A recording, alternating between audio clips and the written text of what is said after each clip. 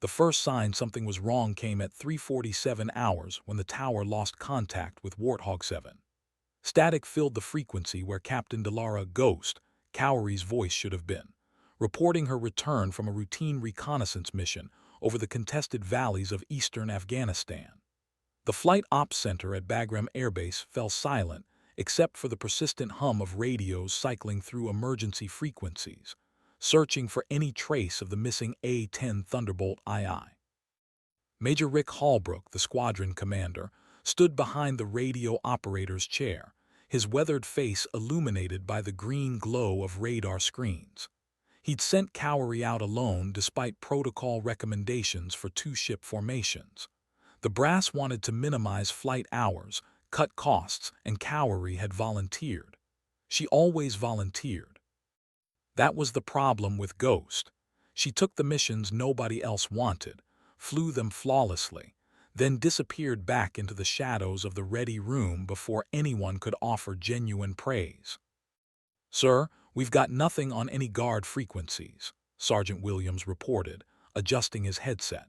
Last known position was grid reference 3542 and 06914E, approximately 40 kilometers northeast of Fob Chapman. The numbers meant nothing to most people.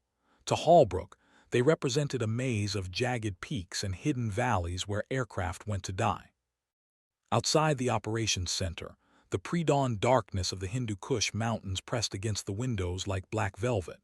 Somewhere in that wilderness, either Cowrie was nursing a crippled bird through hostile airspace, or her A-10 had become another twisted monument to the mountain's appetite for American hardware. The thought made Hallbrook's stomach clench. He'd commanded fighter squadrons for 15 years, buried too many good pilots, delivered too many folded flags to grieving families. But this felt different. Ghost wasn't just any pilot. She was the squadron's most experienced close air support specialist, a veteran of 3 deployments who could thread an A-10 through a mountain pass in weather that grounded everyone else. Her personnel file read like a tactical manual: Distinguished Flying Cross, 2 air medals, a Purple Heart from a mission she'd never talked about. Yet somehow, she'd remained invisible to the promotion boards, passed over twice for major while less qualified pilots advanced around her. The irony wasn't lost on anyone in the squadron. Captain Delara Cowrie could keep a battalion of Marines alive under the worst circumstances imaginable, but she couldn't navigate the politics of her own Air Force. Maybe that was why they called her Ghost. She haunted the edges of their world, essential but unacknowledged, present but somehow unseen. Now she was missing, and the mountains held their secrets close. Dawn was still 2 hours away, but Hallbrook knew they'd start flying search patterns as soon as the sun crested the peaks, if there was anything left to find. The radio crackled once more, then fell silent. In that silence, 47 souls at Bagram held their breath and waited for a ghost to come home. Captain Delara Cowrie had been conscious for approximately 14 minutes, though her sense of time felt fluid, swimming in and out of focus like heat mirages over summer asphalt. The metallic taste of blood filled her mouth, and something warm trickled down her forehead beneath her helmet. Her A-10's cockpit had transformed into a chaos of sparking electronics, fractured glass, and the acrid smell of burning insulation. Through the spider web of cracks in her canopy, the first pale hints of dawn painted the eastern horizon purple-gold. She'd been flying northeast of Chapman when the shoulder-fired missile caught her starboard engine. The explosion had felt like getting hit by a freight train while riding a bicycle, sudden, violent, and completely devastating to any sense of control. Standard procedure called for immediate ejection when taking that kind of damage over hostile territory. But Cowrie had learned long ago that standard procedures were written by people who'd never faced the choice between a parachute landing among Taliban fighters or nursing a wounded aircraft home through sheer determination. The right engine was completely gone, reduced to twisted metal and trailing flame that had finally extinguished itself 20 minutes into her emergency flight. Her left engine ran rough, producing about 60% power, and making sounds that reminded her of her grandfather's old pickup truck on cold Wyoming mornings. The hydraulic system had multiple leaks, making every control input feel like arm wrestling with an angry mountain lion. But the A-10 Thunderbolt II had been designed to take punishment and keep flying, and this particular bird seemed determined to prove that reputation accurate. "Mayday, mayday, mayday," she whispered into her radio, knowing the signal probably wasn't carrying beyond the nearest mountain ridge. "This is Warthog 7, emergency in flight, attempting return to base." Static answered her. The radio had been damaged in the initial attack, though she couldn't determine exactly how. Some circuits worked, others didn't, and the whole system seemed to operate according to its own mysterious logic. Cowrie adjusted her heading slightly south, following a valley that would eventually lead her toward friendlier airspace. The terrain below looked like the surface of an alien planet, all razor-sharp ridges and plunging gorges carved by millions of years of wind and water, beautiful and deadly in equal measure. She'd always loved flying over Afghanistan's mountains, despite the danger they represented. There was something honest about landscape that didn't pretend to be anything other than harsh and unforgiving. Her fuel situation was critical but manageable. The explosion had ruptured her starboard fuel tank, but the port tank remained intact with roughly 40 minutes of flying time remaining, enough to reach Bagram if she could maintain current speed and heading, if the engine held together, if she didn't encounter any more surface-to-air missiles, if the weather cooperated. Too many variables, but that was the nature of combat flying. You played the odds and trusted your training. The growing daylight revealed more damage than she'd initially realized. Shrapnel had peppered the aircraft's right side, leaving dozens of small holes that whistled in harmony with the wind. Her right aileron barely responded to control inputs, and something in the landing gear bay was making metallic grinding sounds that suggested expensive repairs ahead. Assuming she survived to worry about repair bills. But the A-10 kept flying, kept carrying her home. Somewhere behind her, enemy fighters were probably climbing to altitude, eager to finish what their ground-based missile had started. The radio crackled unexpectedly, bringing a brief moment of hope. Maybe she could reach someone, coordinate with search and rescue, get some help navigating through the increasingly complex terrain ahead. She keyed the microphone, but before she could speak, another voice filled the frequency. Not American, not friendly. Arabic words she didn't understand, but the tone was unmistakable, hunters discussing their wounded prey. Her blood turned to ice water. They were tracking her electronic emissions, following her radio transmissions like a trail of breadcrumbs leading directly to her position. Every time she tried to call for help, she was essentially painting a target on herself for anyone listening with the right equipment. The choice became brutally simple: maintain radio silence and navigate home alone, or keep trying to reach friendly forces and risk drawing every hostile aircraft in the region directly to her position. Cowrie switched off her radio and embraced the silence. She'd gotten into this situation alone, and apparently she'd have to get out of it alone. The story of her career, really. Always the solo act, always the one who took the missions nobody else wanted, always the ghost who appeared when needed then faded back into obscurity. But ghosts, she reflected, had one significant advantage over living people. They were much harder to kill. The sun climbed steadily above the mountain peaks, painting the world in shades of amber and gold that would have been breathtaking under different circumstances. Cowrie's damaged A-10 limped through valleys that looked like scenes from an adventure movie, following ancient river beds and natural corridors that would hopefully keep her below radar coverage. The landscape scrolled past her cracked canopy like a geological documentary, sedimentary layers telling stories of vanished oceans, folded mountain chains that had been thrust skyward by continental collisions, and erosion patterns that spoke of countless monsoons and droughts. Her grandfather would have appreciated this country, she thought. Old Pete Cowrie had been a wildcatter in Wyoming, spending his life searching for oil in places that seemed too remote and hostile for human habitation. He taught her that the most valuable things were often hidden in the most difficult places, and that persistence mattered more than luck or natural talent. Those lessons had carried her through flight school, through 3 combat deployments, and through a military career that had been marked more by quiet competence than flashy achievements. The engine's irregular rhythm was getting worse. What had started as a minor roughness now sounded like serious mechanical distress, metallic coughing and grinding that suggested internal components were coming apart. Her remaining fuel showed 22 minutes at current consumption rates, but if the engine seized completely, fuel wouldn't matter. She'd become a very expensive glider with the aerodynamic properties of a brick. Time to start making hard decisions. The smart move would be to gain altitude, point the aircraft toward friendly territory, and eject while she still had some control.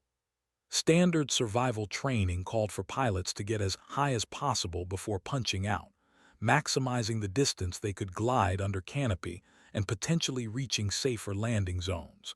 But ejecting over Afghanistan's mountains was only marginally preferable to crash landing. Either way, she'd be alone on the ground in hostile territory, dependent on search and rescue teams that might or might not be able to reach her position. Besides, there was something personally offensive about abandoning a wounded aircraft that was still trying to fly. The A-10 had taken incredible damage and kept going, kept carrying her through enemy airspace despite losing an engine and suffering catastrophic systems failures. Walking away from that kind of determination felt like betrayal. She checked her navigation display, calculating distances and headings with the methodical precision that had made her the squadron's go-to pilot for difficult missions. Bagram lay approximately 60 kilometers southeast, across 2 major mountain ranges, and a valley system that was notorious for unpredictable weather. Her current heading would take her through the Alinger Valley, then across the Safed Co range before descending toward the Kabul Basin. Challenging terrain under the best circumstances, potentially lethal in a crippled aircraft. But she'd flown worse missions and survived. The key was breaking big problems into smaller, manageable pieces. Don't think about reaching Bagram. Think about reaching the next valley. Don't worry about fuel consumption over the entire flight. Focus on the next 10 minutes. Don't let the engine failure dominate your thinking. Concentrate on maintaining airspeed and heading. Mile by mile, minute by minute, she'd find a way home. That was what Ghost did. She found ways to complete missions that seemed impossible on paper. The radio remained silent, but that was probably for the best. Her squadron mates couldn't help her now anyway, and knowing they were worried wouldn't change anything about her situation. This was between her, the aircraft, and the mountains, the kind of intimate challenge that had drawn her to military aviation in the first place. Major Holbrook stood in the center of Bagram's Flight Operations Center, surrounded by radar screens, communication equipment, and increasingly grim faces. Dawn had arrived 2 hours ago, bringing crystalline visibility across the Hindu Kush, but no word from Captain Cowery. 3 separate search and rescue flights had launched at first light, methodically covering the most likely routes between her last known position and home base. So far, they'd found nothing but empty valleys and hostile silence. "Sir, we're getting intermittent radar contacts about 40 clicks northeast," reported Technical Sergeant Martinez from his position at the air traffic control console. "Something's out there, flying low and slow, but the signature keeps fading in and out. Could be weather, could be terrain masking, or could be aircraft with significant structural damage." Holbrook felt his pulse quicken. Intermittent contacts were exactly what they'd expect from a damaged aircraft trying to stay below radar coverage. "Can you get a heading? Speed estimate." "Approximate bearing 270, speed roughly 180 knots. If it's an aircraft, it's flying a direct route toward us." Martinez adjusted his equipment, trying to clarify the ghostly blip that appeared and disappeared on his screen like a digital mirage. Contact strength suggests something much smaller than normal A-10 radar cross-section. Either we're looking at debris, or we're looking at an aircraft that's missing significant portions of its structure. The implications hit everyone in the room simultaneously. Aircraft didn't lose major structural components and continue flying unless the pilot possessed extraordinary skill and even more extraordinary determination. If that contact represented Captain Cowery, she was attempting something that would enter Air Force legend regardless of how it ended. "Alert all runway emergency teams," Holbrook ordered. "I want full crash and rescue standing by, medical personnel on immediate standby and fire suppression prepositioned. If she's coming home, we're going to be ready." He paused, studying the radar screen where the mysterious contact continued its intermittent dance between visibility and disappearance. "And get me a direct line to Colonel Hendricks at Wing Headquarters. If this is Ghost, he needs to know what's happening." The operations center transformed into controlled chaos as personnel prepared for every possible scenario. Emergency vehicles moved into position around the main runway, their red and blue lights creating a kaleidoscope of color against the morning sunlight. Medical teams checked equipment and reviewed procedures for treating blast injuries and burns.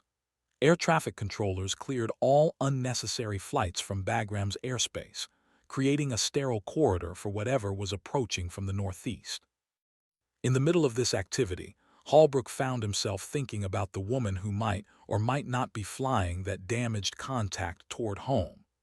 Delara Cowery had always been an enigma, professionally competent to an almost supernatural degree, but personally distant in ways that made genuine connection difficult.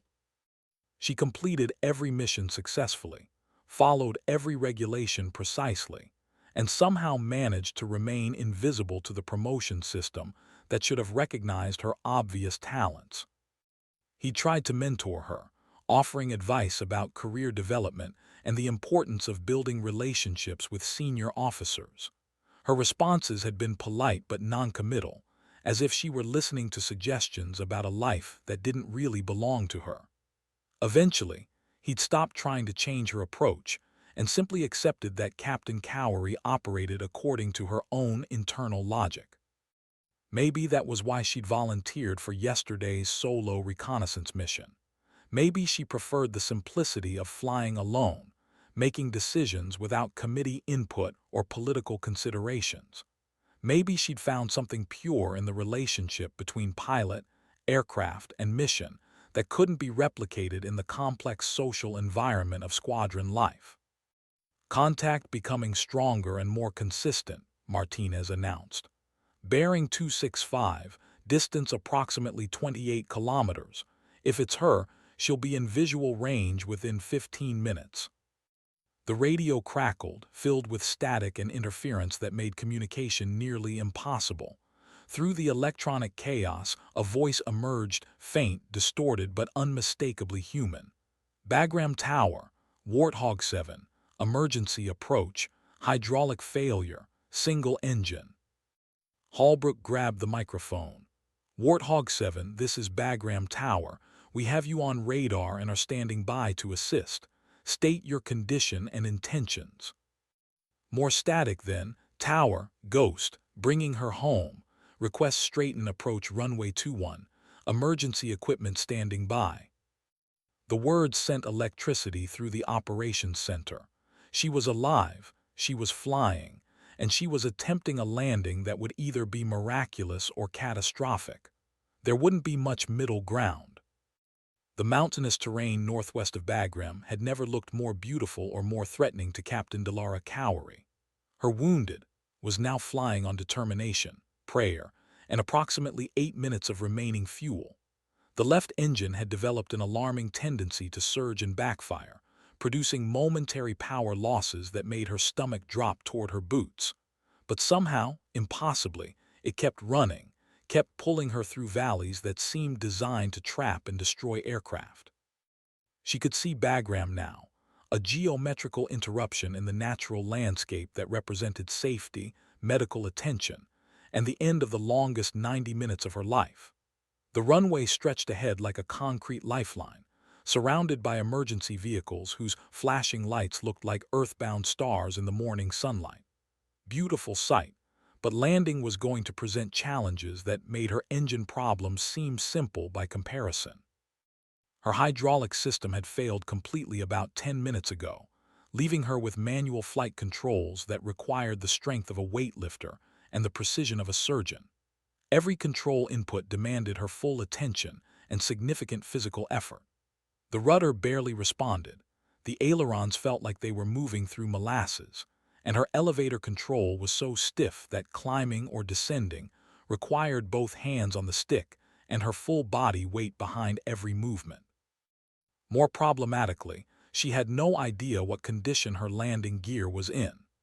The explosion had damaged multiple systems, and the grinding sounds from her gear bay could indicate anything from minor hydraulic leaks to complete structural failure. She wouldn't know until she tried to extend the gear, and if it failed to deploy properly, her landing options would become significantly more limited. Bagram Tower, Warthog 7 beginning approach, she transmitted, hoping her radio was actually working this time. Be advised, I have no hydraulic pressure, manual flight controls only, and unknown landing gear status. Request crash and rescue standing by. The tower's response came through clearly, probably her first clear radio communication in over an hour. Warthog 7, Bagram Tower, we copy all. Emergency equipment is in position, runway is clear, winds are calm. You're cleared for any approach you need. We've got you covered, Ghost. The use of her call sign sent an unexpected wave of emotion through her chest.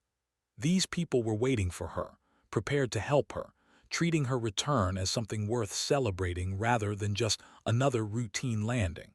For someone who'd spent most of her career operating in the shadows, the attention felt both gratifying and slightly overwhelming. She began configuring the aircraft for landing, a process that normally took 30 seconds but now required several minutes of careful manipulation. Extending the landing gear meant pulling circuit breakers, activating manual backup systems, and hoping that gravity and mechanical linkages would accomplish what hydraulic pressure usually handled automatically. The main gear deployed with metallic groaning sounds that suggested damage but not complete failure. Her nose gear took longer, finally dropping into place with a satisfying thunk that she felt through the airframe. 3 green lights on her instrument panel confirmed that all landing gear was down and locked. Small victory, but she'd take whatever good news was available. Her fuel gauge now showed 2 minutes remaining, possibly less if the engine's irregular operation was consuming more than normal. Time to commit fully to this approach because there wouldn't be energy for a second attempt. This was it. One chance to thread the needle between too fast and too slow, too high and too low, success and disaster. The A-10 responded sluggishly to her control inputs as she aligned with the runway centerline. Every small correction required enormous effort, and the aircraft's damaged aerodynamics created handling characteristics that felt completely foreign. But gradually, incrementally, she established a stable approach path that would bring her to the runway threshold at the right altitude and airspeed. Bagram's runway grew larger in her cracked windscreen, transforming from distant geometric lines into a concrete reality that promised salvation. The final approach felt like flying through invisible quicksand. Captain Cowery's A-10 descended toward Bagram's runway at what felt like glacial speed, every control input requiring her complete attention and physical strength. Her arms ached from wrestling with manual flight controls that had never been designed for extended use without hydraulic assistance. Sweat stung her eyes beneath her helmet, and the metallic taste in her mouth had intensified, suggesting she'd suffered more injuries in the initial explosion than adrenaline was currently allowing her to feel. Below and around the runway, emergency personnel tracked her approach with practiced efficiency. Fire trucks positioned themselves at optimal locations for rapid response, their crews suited and ready for anything from routine assistance to catastrophic intervention. Medical teams stood by with stretchers and trauma equipment, while crash recovery specialists prepared heavy machinery that could clear runway debris or extract pilots from twisted wreckage. Major Holbrook stood in the Flight Operations Center, watching through binoculars as the damaged aircraft made its final descent. Even from a distance, the A-10's condition was shocking. The entire right side appeared to be missing significant panels, leaving internal structure exposed like mechanical bones. The starboard engine nacelle was completely gone, replaced by blackened metal and trailing cables. How the aircraft was still flying defied both physics and common sense. "Warthog 7, you're looking good," the tower controller transmitted, his voice steady despite the tension everyone could feel. "Winds are calm, runway is yours, emergency equipment is standing by. Bring her home, Ghost." The aircraft crossed the runway threshold at exactly the right altitude and airspeed, despite handling characteristics that must have been completely unlike anything in Captain Cowery's experience. Her approach path remained stable as she entered ground effect, the A-10's wings beginning to benefit from the aerodynamic cushion that developed between aircraft and runway. For a moment, it looked like the landing would be routine despite all the drama leading up to it. Then the left engine failed completely. The sudden loss of power pitched the nose down aggressively, transforming a controlled landing into a barely managed crash. Captain Cowery had perhaps 2 seconds to recognize the new emergency and respond appropriately. Too little altitude for recovery, too little airspeed for a go-around, too little time for anything except pure instinct and whatever skill she could summon from 15 years of flying experience. She hauled back on the control stick with every ounce of strength in her body, trying to arrest the nose-down pitch before the aircraft impacted the runway at a catastrophic angle. The manual controls fought her like a living thing, requiring effort that left her arms screaming in protest. But gradually, painfully, she managed to raise the nose back towards something resembling a normal landing attitude. The A-10 hit the runway hard, much harder than any routine landing, but within the aircraft's design limits. The main landing gear absorbed the impact with protests of stressed metal and compressed oleo struts. The nose gear contacted a split second later, sending vibrations through the entire airframe that rattled her teeth and blurred her vision. Then came the real challenge: stopping a damaged aircraft with no engine thrust, no hydraulic brakes, and a runway that suddenly seemed much shorter than it had appeared from altitude. Captain Cowery deployed her drag chute and pressed on manual brake pedals that provided only minimal stopping power. The aircraft began to decelerate, but slowly, covering far more distance than normal before it finally rolled to a stop. Emergency vehicles converged on her position before the aircraft had completely stopped moving. Fire trucks surrounded the A-10 with foam cannons ready, medical personnel approached with practiced caution, and maintenance crews prepared to secure systems that might still pose dangers. The entire evolution took less than 3 minutes from touchdown to complete shutdown. Captain Cowery sat in her cockpit for several long moments, hands still gripping the control stick, hardly believing she was alive and on the ground. Through her cracked canopy, she could see concerned faces looking up at her, people who had spent the morning preparing for her return and were now ready to help her transition from pilot back to human being. The radio crackled one final time. "Warthog 7, welcome home." She keyed her microphone and managed a smile that hurt her bruised face. "Tower Ghost, thanks for keeping the lights on." The medical evaluation revealed more damage than Captain Cowery had realized during her flight.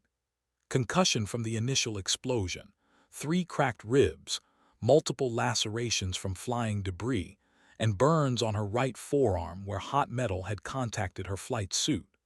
Nothing life-threatening, but enough to explain why she'd felt increasingly disconnected from reality during the final portions of her emergency return.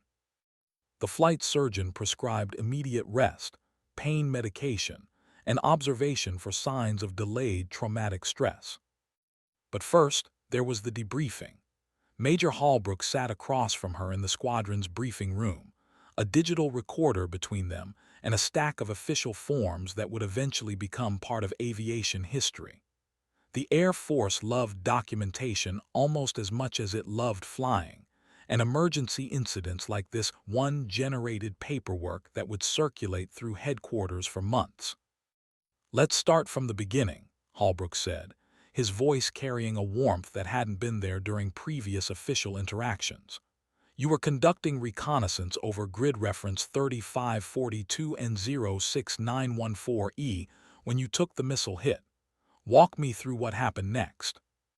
Cowery described the mission in precise, technical language that revealed her professional competence while concealing the emotional complexity of spending 90 minutes believing she might die alone in hostile territory.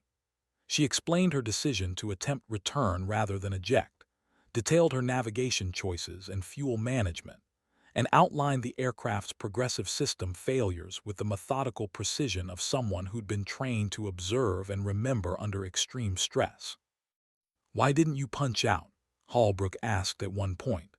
"Standard procedure calls for ejection when taking that kind of damage over hostile territory." She considered the question carefully, searching for words that would explain something she wasn't entirely sure she understood herself. "The aircraft was still flying, sir, damaged but responding to control inputs. Ejecting would have meant abandoning a bird that was still trying to get me home. It seemed—" she paused, looking for the right phrase. "It seemed like the wrong choice." Holbrook nodded, making notes that would become part of her official record. But she could see something else in his expression, recognition, perhaps, or understanding that transcended military regulations and standard procedures. He'd been flying long enough to know that some decisions couldn't be reduced to flowcharts and policy manuals. "The radio intercepts suggest enemy fighters were tracking your electronic emissions," he continued. "That's why you maintained radio silence for most of the flight." "Yes, sir. Every transmission was essentially advertising my position to anyone listening on the right frequencies. Better to navigate home independently than lead hostile aircraft directly to my position." She touched the bandage on her forehead unconsciously. "Besides, there wasn't much anyone could do to help. Either I was going to make it home or I wasn't." The debriefing continued for another hour, covering technical details that would help investigators understand what had happened and why. Aircraft battle damage, engine performance under extreme conditions, human factors in emergency situations, and decision-making processes that might inform future training programs. All important information that would contribute to aviation safety and pilot preparation. But underlying the official questions was something more personal.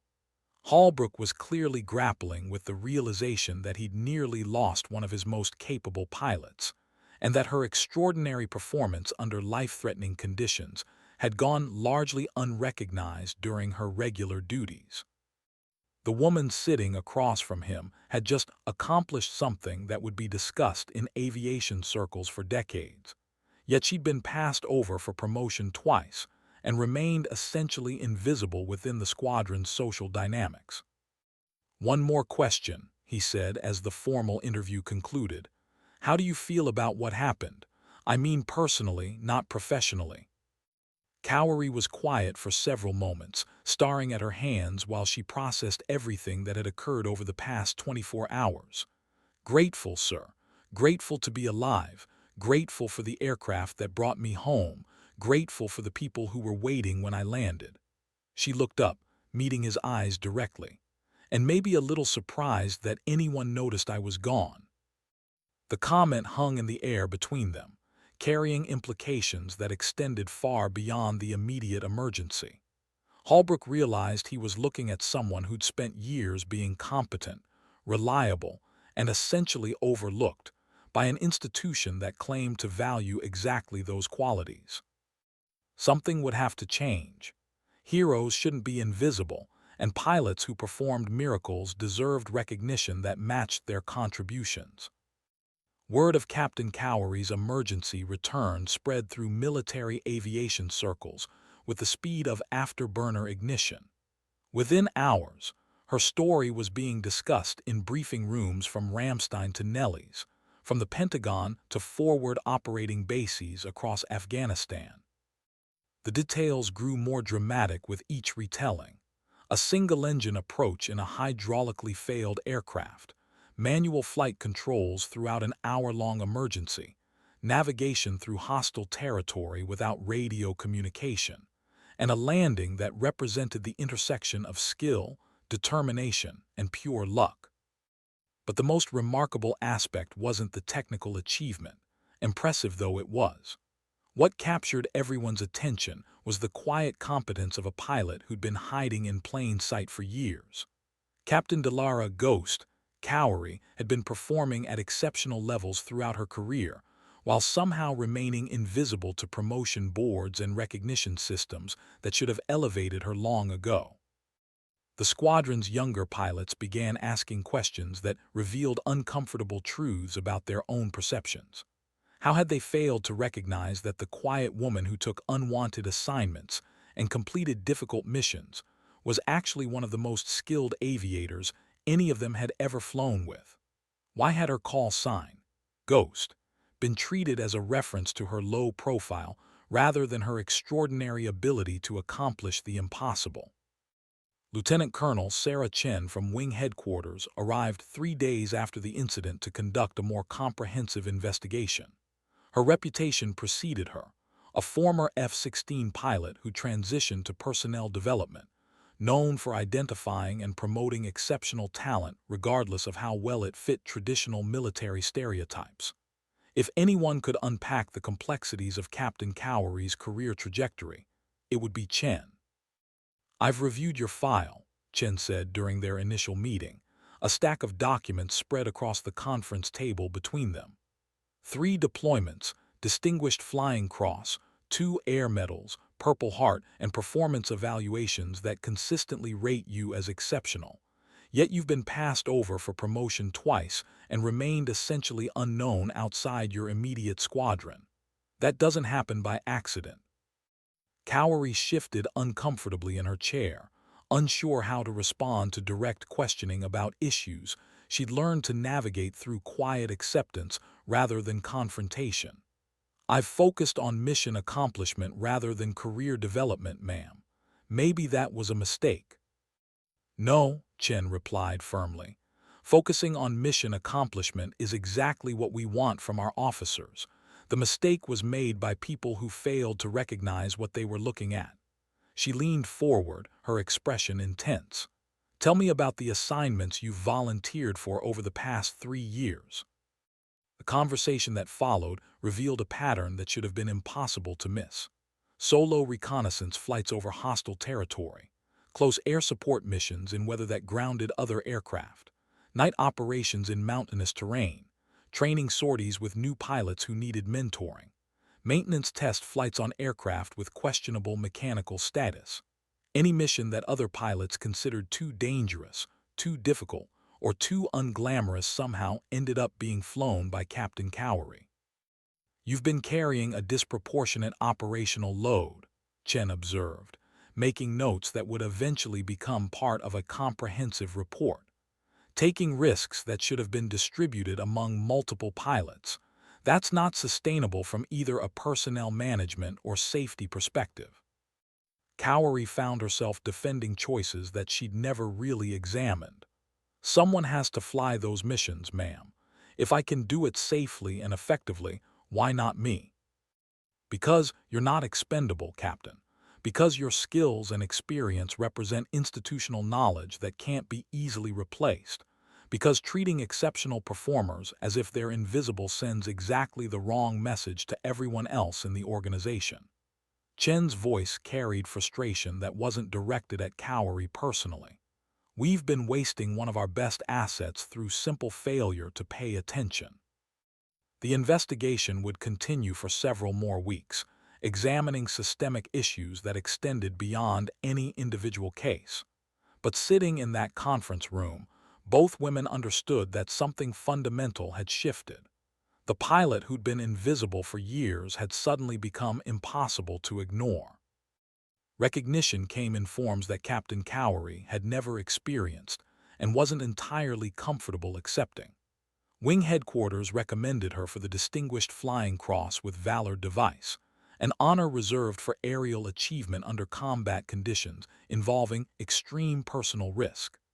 The Air Force Association selected her for a quarterly award recognizing outstanding performance by company-grade officers. Aviation Week published a feature article that described her emergency return as a masterclass in pilot decision-making under impossible circumstances. More personally meaningful were the changes within her own squadron. Pilots who'd barely acknowledged her existence began seeking her advice on challenging missions. Her expertise in close air support became the gold standard for training new weapons officers. Major Holbrook started including her in mission planning sessions, where her tactical knowledge could influence operations before they began, rather than simply executing decisions made by others. The promotion board results arrived on a Thursday morning that felt like any other day, until Major Holbrook called her into his office, with an expression that suggested either very good news or very bad news. The official notification letter lay open on his desk, surrounded by other paperwork that suddenly seemed less important. "Congratulations, Major Cowery," he said, emphasizing her new rank with satisfaction that was clearly personal as well as professional. Below the zone selection for early promotion, the board review specifically cited your emergency flight as evidence of exceptional performance under combat conditions. She stared at the letter, reading her name above a promotion that had seemed unlikely just weeks earlier. The words blurred slightly, and she realized she was crying, not from sadness or relief, but from something more complex that included surprise, gratitude, and recognition that her career had just taken an unexpected turn toward visibility and responsibility. "There's more," Holbrook continued, producing another official document.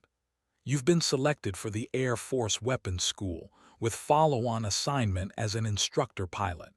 They want you to teach other pilots how to do what you've been doing naturally for years." The implications hit her immediately. Weapons school meant recognition as among the Air Force's most skilled aviators. Instructor pilot status meant responsibility for developing the next generation of combat pilots. Both represented the kind of career opportunities that she'd stopped expecting years ago. "Sir, I don't know what to say," she managed, still processing the magnitude of what had just changed in her life. "Say you'll accept the assignment," Holbrook replied with a smile. "Say you're ready to step out of the shadows and let people see what we've known all along. Say you understand that being invisible was never your strength. Your strength was being exceptional while everyone else wasn't paying attention." Outside his office window, aircraft continued their routine patterns of takeoffs and landings, the eternal rhythm of military aviation that had provided structure and purpose to her adult life. But now, she would be part of shaping that rhythm rather than simply participating in it. Now her voice would carry weight in decisions that affected missions and lives. Now Major Delara, Ghost, Cowery was finally visible, and the view from recognition looked different than she'd imagined. 6 months later, Major Cowery stood in front of a classroom filled with pilots who'd come to Nellis Air Force Base to learn advanced close air support techniques. The students represented the Air Force's most promising aviators, selected for weapons school based on exceptional performance in their operational assignments. They looked at her with expressions that mixed respect, curiosity, and the slight intimidation that came from knowing they were being taught by someone whose emergency flight had become required reading in graduate-level aviation courses. "Ladies and gentlemen, you're here because you've demonstrated above-average skills in challenging conditions.